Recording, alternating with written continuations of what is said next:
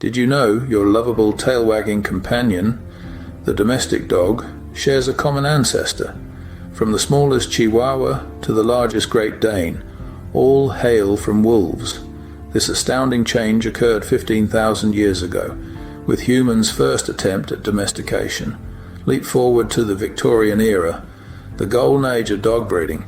This period witnessed a burst in breed variety, each with distinctive traits. Here's a fun tidbit. Dogs were the first animals to be domesticated, predating even farming.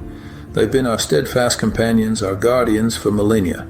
So next time you look into your dog's eyes, remember, you're looking at a creature whose history is deeply intertwined with our own.